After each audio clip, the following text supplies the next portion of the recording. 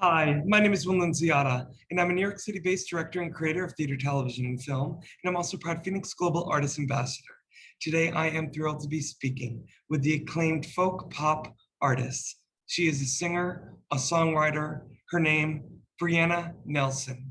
For more on Brianna, you can read more about her right below this video, but in the meantime, here is a sneak peek at the amazing talent of Brianna.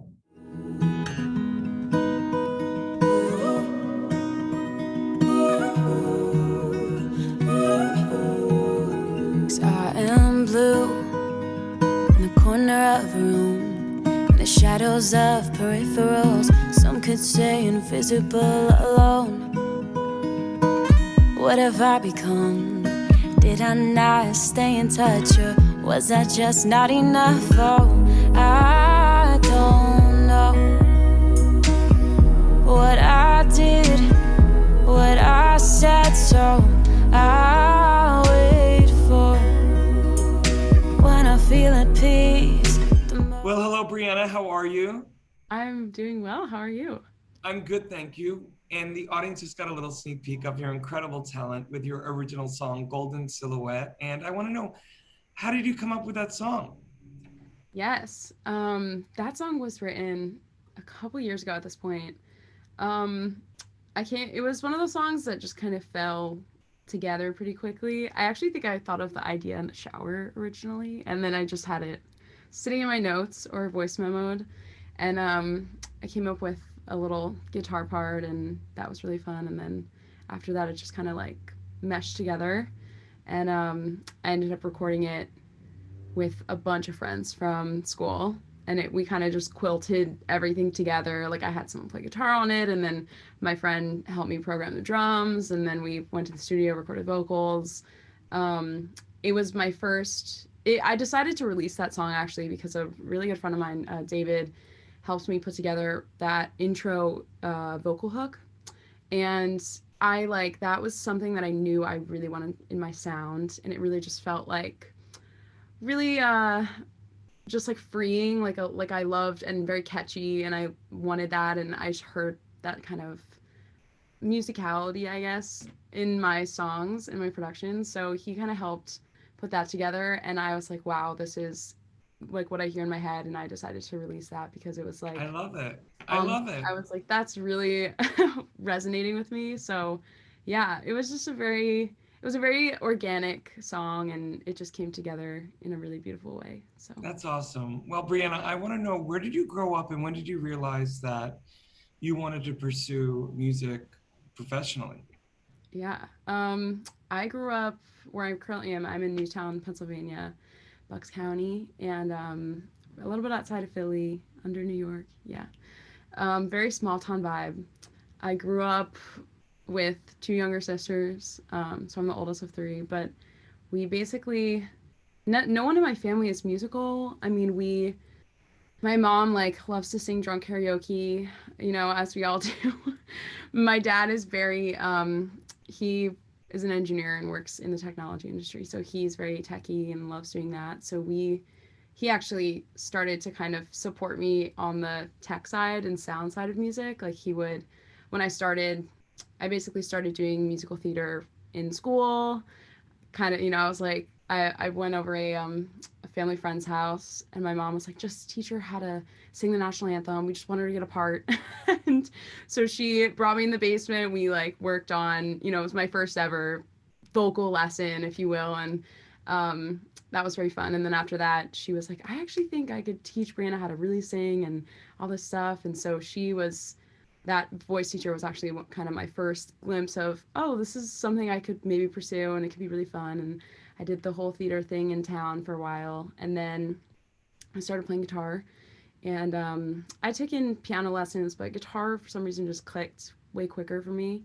And I learned how to play Blackbird, the Beatles, on that. So that was like my first real, I guess, song. It was very finger picky, and I was like, oh, I really like this. And so I started to write songs then, and then after that, it just kind of snowballed into, I kind of think I want to do this. And then I started playing at little bars around here, and then my dad would come run sound, and it was just, yeah, my parents were very supportive of it. Is it And family? It became like a little family business. yeah, it was.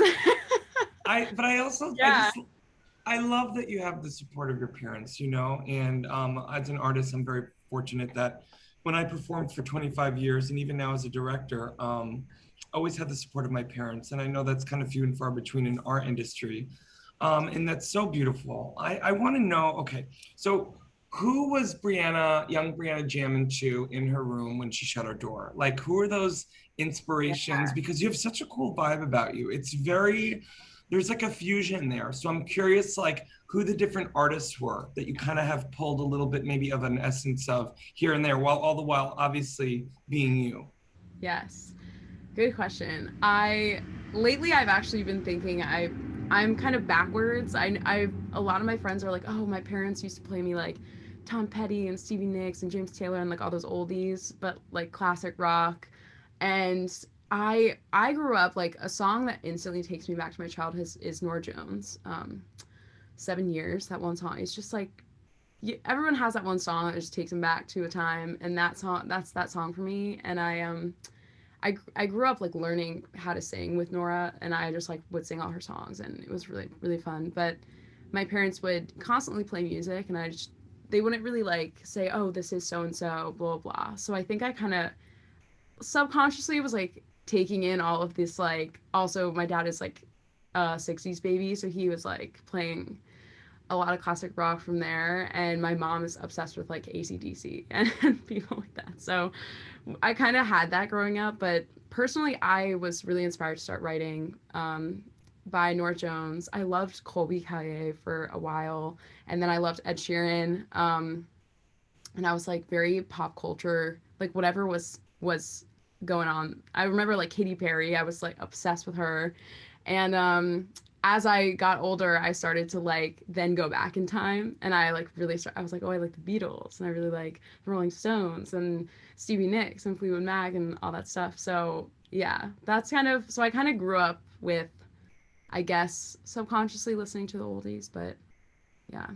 And then No, I love it. It's so funny you mention Nora because you definitely have like a Nora, Stevie vibe about you. I mean, obviously you have a contemporary vibe about you, but there is very much an old soul about you, which I think is actually quite refreshing for someone so young who has this kind of like quiet, restrained confidence about them. I don't know. Have you gotten that before? Oh, that's so sweet. Thank you.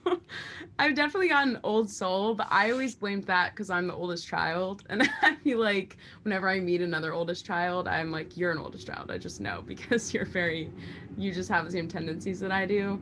So, but that's very sweet. Thank you.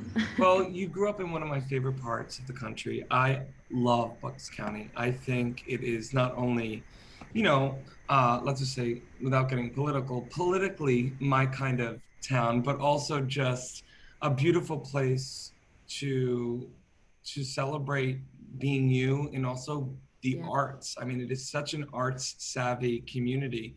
I'm curious to know, in terms of looking forward, you know, what your dreams are. I mean, obviously, in continuing your career as a singer-songwriter, is it staying on the East Coast? Is it eventually moving out west?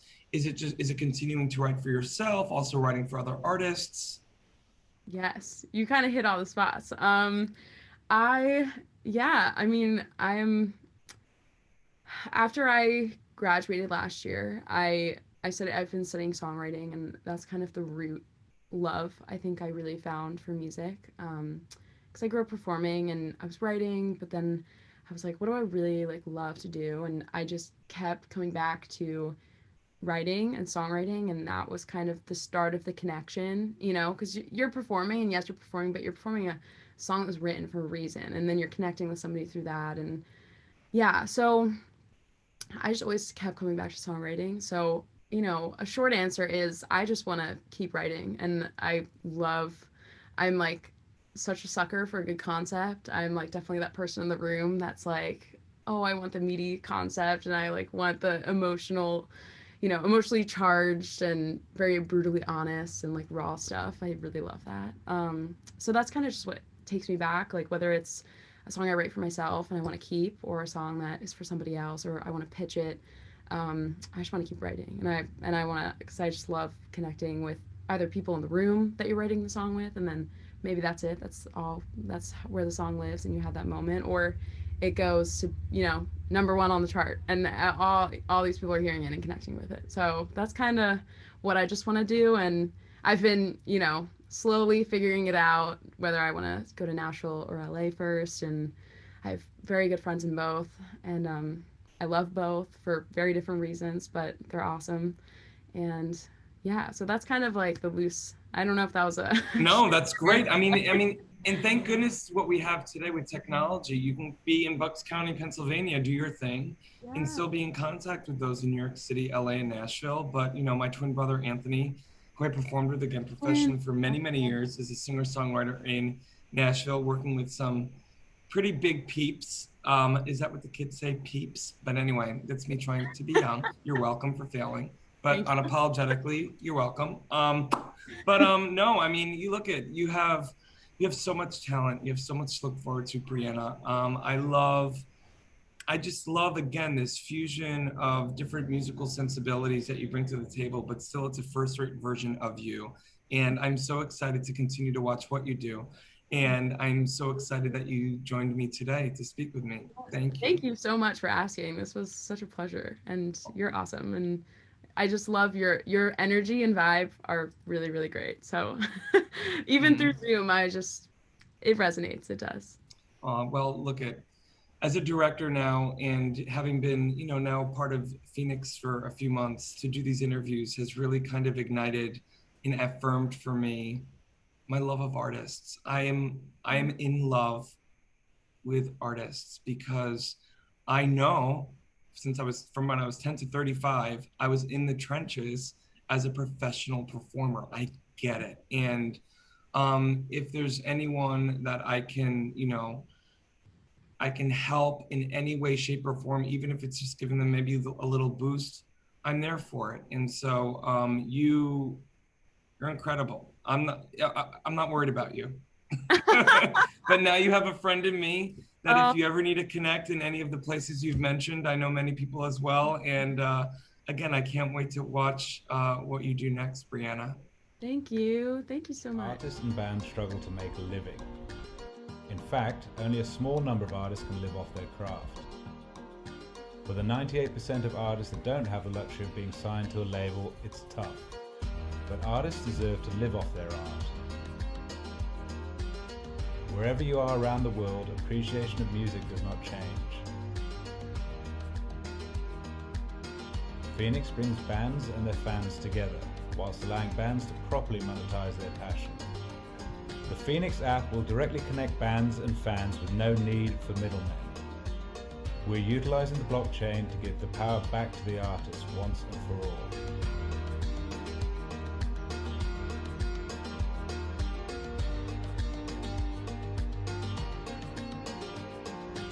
Join FENIX, join the change.